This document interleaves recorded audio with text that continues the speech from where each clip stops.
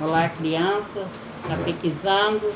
Boa noite, tudo bem com vocês? Boa noite às suas famílias. Boa noite também aos familiares, né?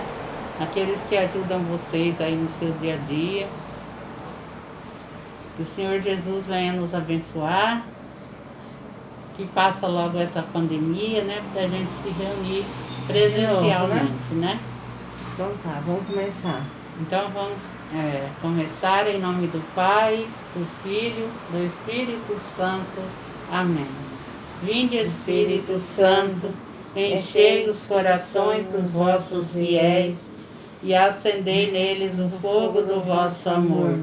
Enviai o vosso Espírito e tudo será criado e renovareis a face da terra. Oremos. Deus, que instruísse os corações dos vossos fiéis com a luz do Espírito Santo, fazei que apreciemos retamente todas as coisas, segundo o mesmo Espírito, e gozemos sempre da sua consolação. Por Cristo Senhor nosso. Amém. Em nome do Pai, do Filho e do Espírito Santo. Amém. Então, como nós já vemos falando há algum tempo, né? Nossos encontros são sobre os 10 mandamentos. E hoje, o nosso encontro de hoje é o 6º mandamento. Não pecar contra a castidade. Não pecar contra a castidade. Eu sei que é um tema meio complicado pra gente falar, né? Aí a dona Marlúcia vai dar uma lidinha, a gente vai lendo, vai explicando. Vai. As leituras citadas acima, que eu ainda não falei, vou deixar a leitura para passar no final, do livro do Gênesis e do Evangelho de São Mateus, nos mostra o sentido da união de um homem com uma mulher e da finalidade principal desta união, que é a missão de procriar, a procriação. Crescei e multiplicai-vos. Deus, quando criou o homem e a mulher, escreveu neles a capacidade do amor e da comunhão com responsabilidade. Os dois foram criados com igual dignidade. Além da imagem e semelhança de Deus, foram criadas pessoas. São dotados de capacidade de amar, serem afetivos, procriar e ter amizade com outras pessoas. A diferença do sexo do homem e da mulher, além das diferenças, vai além das diferenças morais e espiritual. Os leva para a complementaridade das duas pessoas. Nessa união em que o casal se torna um só corpo e uma só alma. Não vamos entender que a complementariedade do corpo físico seja só pelo fato do relacionamento sexual, mas também em outras necessidades e apoio mútuo que os permitem viver em harmonia. E esta união é o qual chamamos do casamento. Ocorre quando o homem com sua mulher constrói sua família e esta forma a sociedade e se torna um povo. Então, quando a dona Marlúcia estava lendo ali, a gente fixa muito sobre o casamento, sobre a família. É isso que a nossa igreja defende, né, dona Marlúcia? Exatamente. A nossa família. Ali nas leituras fala que Deus criou um homem e uma mulher para que ele cresça e multiplica. As nossas leituras falam. Porque Deus já deixou a aliança do casamento, né, dona Marlúcia?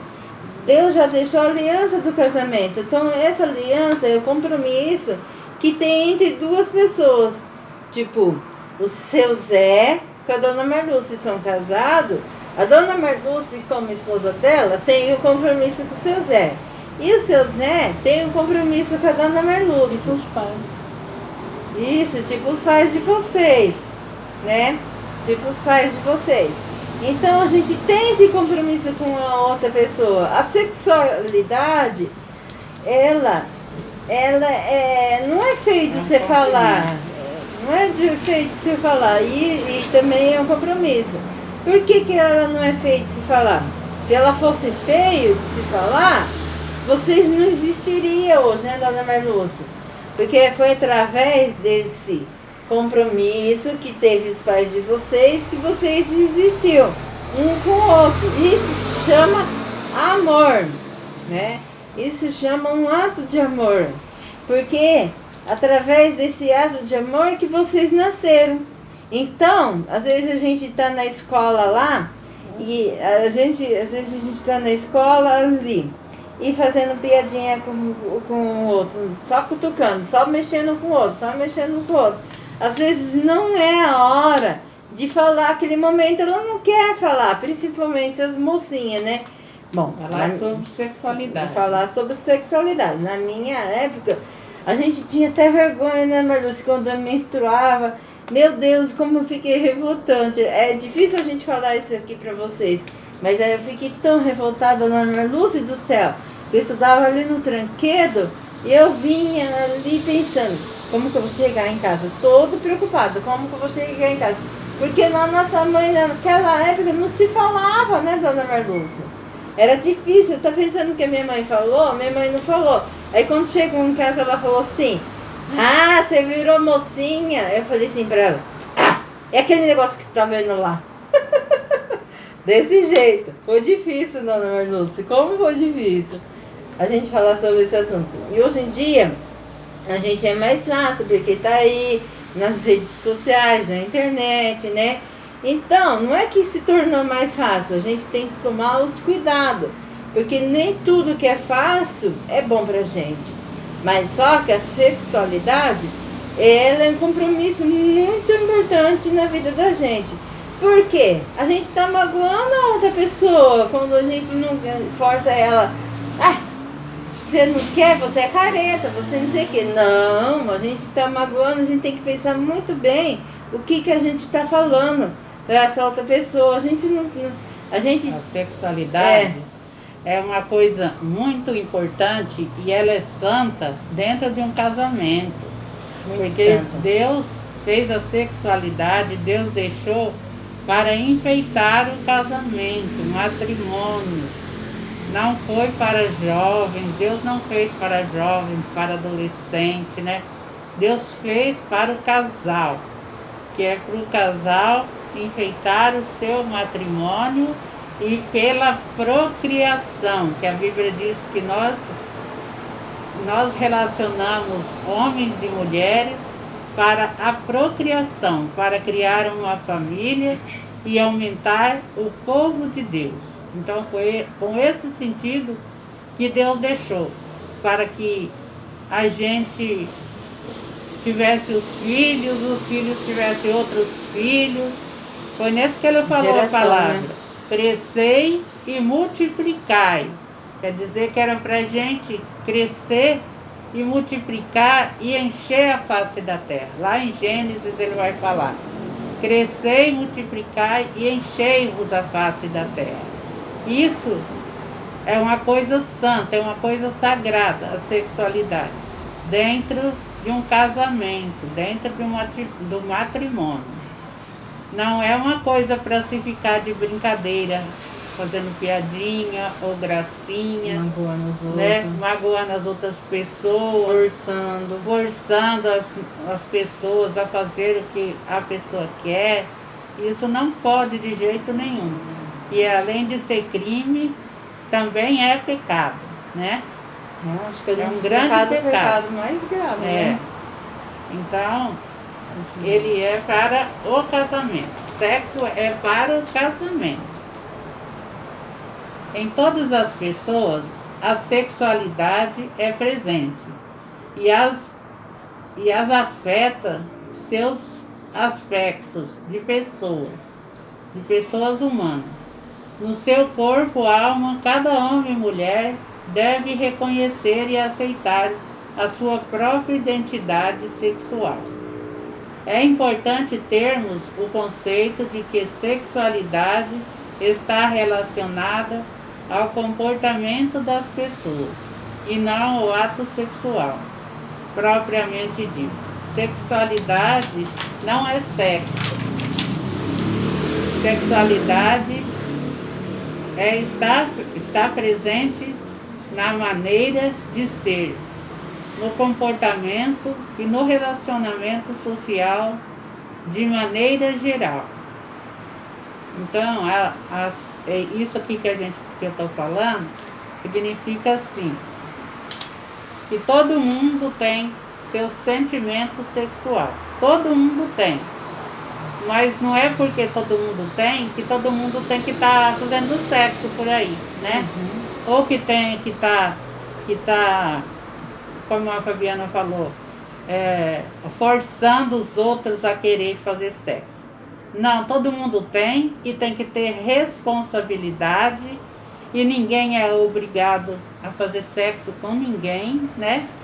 A não ser que seja dentro do casamento, porque dentro do casamento tudo é permitido por Deus e pela lei também. Mas fora do casamento, a gente tem que ter responsabilidade. Não é porque eu vi uma pessoa, achei bonita, ou gostei, que tem que fazer sexo com ela, né? Não tem nada a ver uma coisa a ver com a outra. É uma coisa responsável. Não é uma coisa assim, nesse sentido. Então, como a dona Ana Marluce falou, às vezes a gente é que nem uma marca é para sempre. Tipo assim, quando você vai fazer uma tatuagem, aquilo é para sempre, não tem como você tirar. E é a mesma coisa da sexualidade. A sexualidade tem que ser respeitada, cada pessoa na sua hora, cada um no seu momento. Tudo isso tem que ser respeitado. Por quê? Se você faz uma tatuagem no seu corpo, ixi Maria, é mais cara a cirurgia para tirar do que para fazer. Né, dona Marluce? Exatamente. Apesar que eu também não tenho, nem a dona Marluce não tem nenhuma tatuagem. Mas a gente sabe, né? Porque a gente tem as reportagens por aí, a gente sabe, né? Então, é uma marca para sempre. Por isso, gente, pensa bem naquilo que vocês vão fazer. Porque é uma coisa que vai ficar pro resto da vida de vocês. O relacionamento sexual do casal proporciona prazer sexual a cada pessoa que é um desejo carnal, um desejo da carne, do corpo humano. Ele faz parte da vida e está ligado à reprodução. Por isso deve ser controlado a partir de uma boa educação sexual. Então, a pessoa que tem uma boa educação sexual, jamais ele vai estuprar alguém, jamais ele vai forçar alguém a fazer sexo com ele de maneira alguma, porque é uma educação, ele foi educado, ele tem essa educação e precisa ter, né? A educação sexual é ensinada primeiro em casa, na família, muitas vezes sem usar palavras, mas com bons exemplos de comportamento, educação. Também é ensinado na escola, em aulas de ciência e programas de saúde, inclusive nos ensinos religiosos. É um trabalho a ser feito para educar as pessoas, desde a infância, adolescência, juventude e assim por toda a vida. Devemos manter vigília, para não desviar do caminho justo, isso é, a prática da castidade. uma forma de viver, evitando a prática sexual, de maneira desmedida e deliberada, para conversar a sexualidade integrada em seu ser corporal e espiritual, e na relação homem e mulher, a doação mútua, total, e quando se casar. Mesmo no casamento, o sexo deve ser de comum acordo. Nem o marido pode Forçar a mulher, nem a mulher o marido. Forçar o homem. Deve ser sempre de comum acordo. Uma família, respeitar um ao outro, né? A família se respeitando, né? Respeitando um ao outro. O casal se respeitando. Então, é uma coisa que a gente deve ensinar para os filhos da gente, né? Que os pais de vocês, eu sei que devem estar ensinando para vocês essa parte da vida, porque ela é muito importante. E é o primeiro lugar para a gente aprender é em casa, com nossos pais, né? Com a nossa família. A se respeitarem entre a família. A dona Marluce estava falando ali. O casal tem que respeitar um ao outro. Ó, um exemplo. Cada pessoa tem seu espaço. Se eu ficar aqui, ó, encostada na dona Marluce, já estou prejudicando o espaço dela, né? Então, a família, o homem e a mulher tem que respeitar. O homem tem que respeitar o espaço da mulher e a mulher respeitar o espaço do homem, né, dona Marluce? E também os dois respeitar o espaço dos filhos. Respeitar, né? O espaço dos filhos. Se alguém não respeitou seu espaço, se alguém desrespeitou, fez alguma coisa errada, você pode denunciar, porque tem que respeitar os filhos. Os pais têm que respeitar uns aos outros e também tem que respeitar os filhos. Você chega assim pro pai de vocês, fala, não foi legal o que o senhor fez. Não assim também. Olá, quem, pai? Que não sei o que. Não, fala assim, pai, vamos conversar. Não foi legal o que o senhor fez? Eu queria que o senhor me respeitasse. E assim os pais de vocês, conversando, né, dona Marluce? Então, tudo isso tem a ver que lá do início do encontro, com a sexualidade, o respeito, do jeito que a gente cria, da educação, tudo isso tem a ver, tudo é uma conjunção, tudo está ligado, né? O sexto mandamento exige, portanto, a partir da educação sexual, o respeito que se deve praticar, para não correr pecados contra a castidade. Das virtudes que verificaremos em estudos futuros nesta catequese, podemos citar a castidade como virtude moral que deriva da virtude da temperança. Virtude moral que deriva da virtude da temperança. Então, quando é no jovem que nunca praticou sexo, que leva a vida sempre certinho, ele tem a virtude da moral. E também, por ele ter essa virtude da moral, ele também vai ter outra virtude, que é a virtude da temperança. É saber a hora que vai ser a hora certa, o momento certo, que vai fazer as coisas também certas, né? Que é dentro de um casamento que se vive a sexualidade. Essa virtude se processa quando o autodomínio e ser praticado por si mesmo, não motivado por pressão externas, onde quem mantém o controle se torna uma pessoa feliz e não caia na escravidão de uma vida descontrolada dos seus impulsos e paixões. Por outro lado, pecar contra a castidade compromete a obediência aos outros mandamentos, quando dá origem a mentira, fofoca, difamação, desobediência aos pais e aos educadores. Outras injustiças também podem ser dessa origem, como se comprometer com as autoridades, cometer crimes, surgir uma gravidez indesejada, contrair doenças venéreas, causa união prematuras e despreparados de algumas pessoas, etc. Então, quando as pessoas, o que quer dizer, né? Vocês entenderam, né? E quando as pessoas fazem sexo muito cedo, antes do tempo, antes de pensar na irresponsabilidade, sem pensar nas responsabilidades, não tem a responsabilidade, contrai o pecado. E além de contrair o pecado, pode contrair uma gravidez indesejada, uma doença, pode contrair uma doença sexualmente transmissível,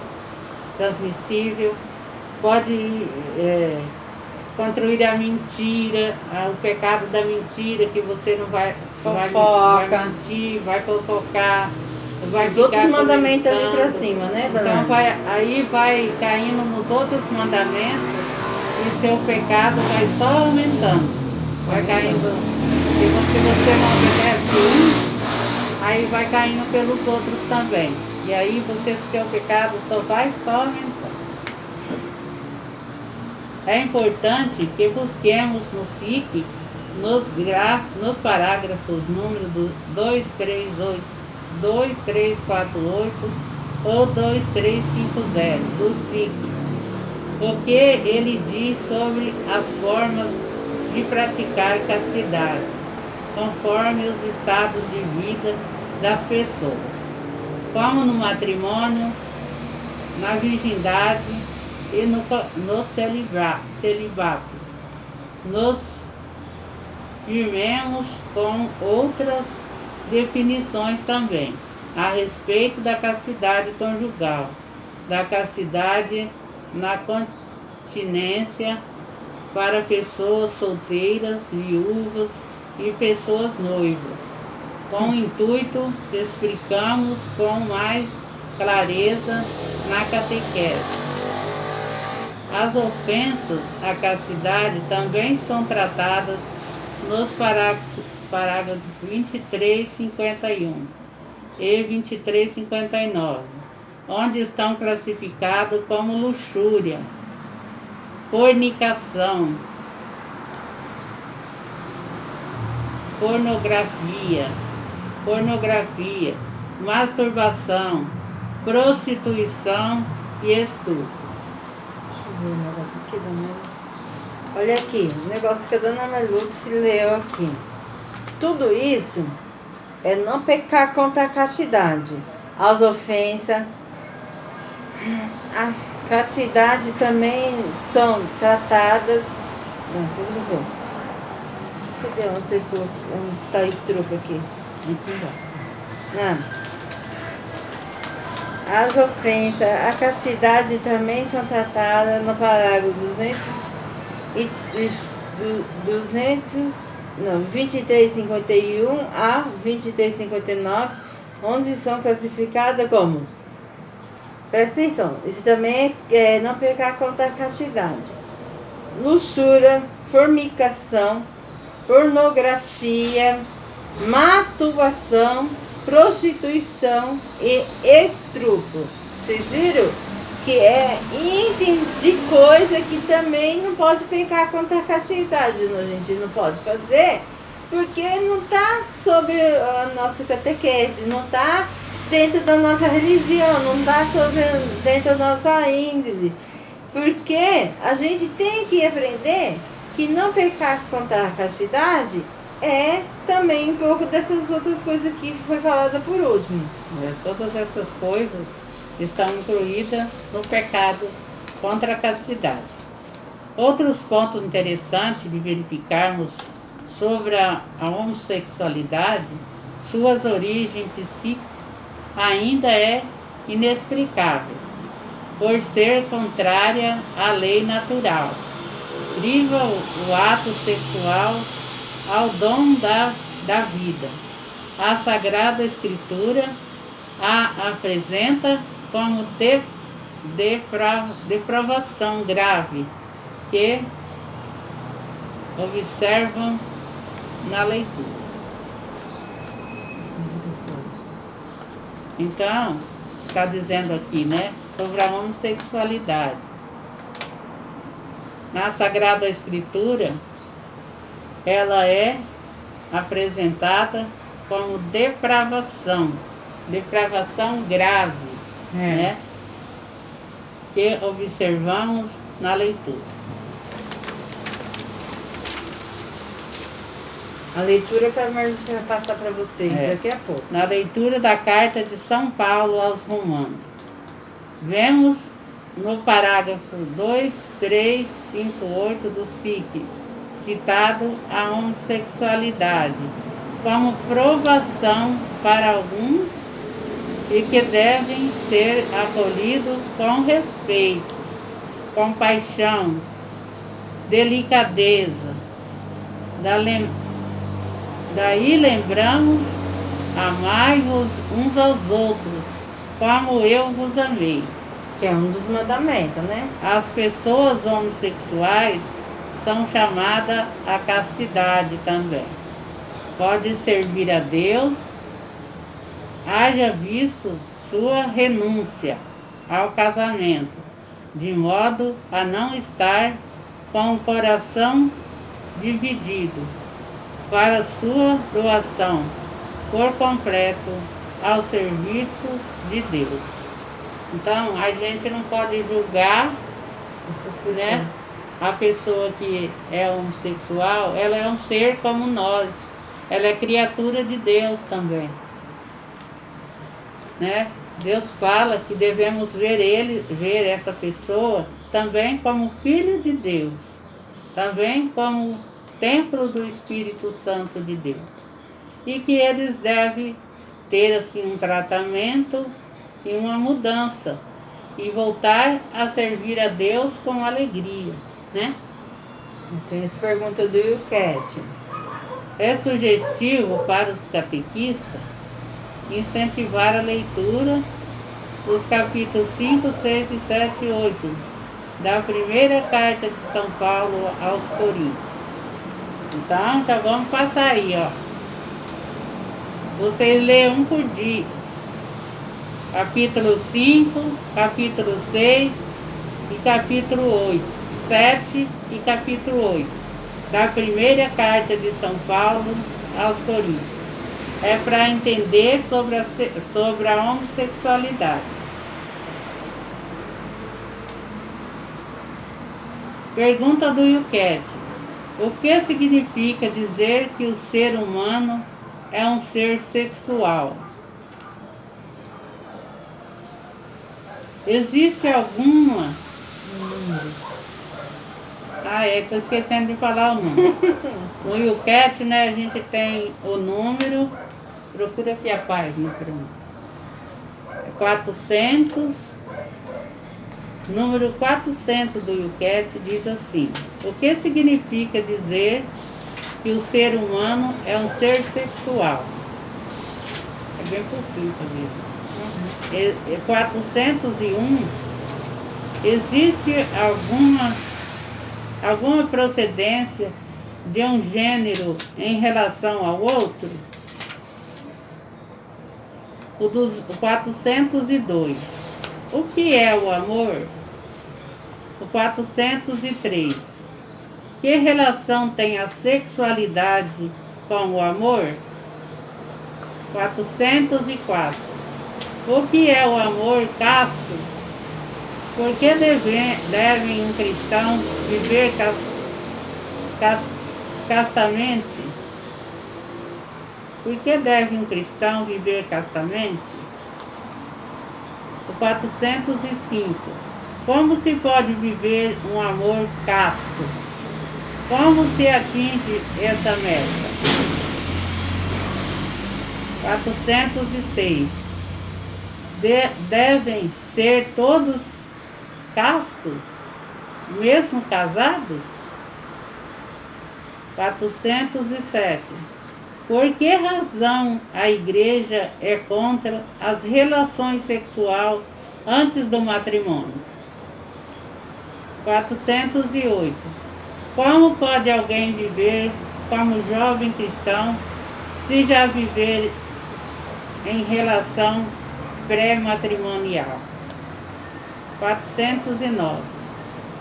A masturbação é um atentado contra o amor. 410. O que se entende por fornicação? 411. Por que motivo a prostituição é uma forma de fornicação? 402. Por que razão a produção e o consumo de pornografia são um pecado contra o amor? Por que razão a produção e o consumo de pornografia são um pecado contra o amor? Por que motivo a violação é um pecado grave? O que se diz à igreja sobre os recursos aos os preservativos na luta contra a AIDS? Como julga a igreja a homossexualidade? Tudo isso a gente tem que ver no nosso enquete. Na página 218, 219, 218, 221, 222, 222, 23, 24, 26, 27, 28, 29. Que técnica? 15, 415. Até aqui, 229. Acho que eu errei. Muita coisa. Tá, até aqui, ó. 226. Do 200. E a primeira página? Que tem 400. 400 aqui, ó. 400 aí? Não. Aqui, 400. Tá. Do 218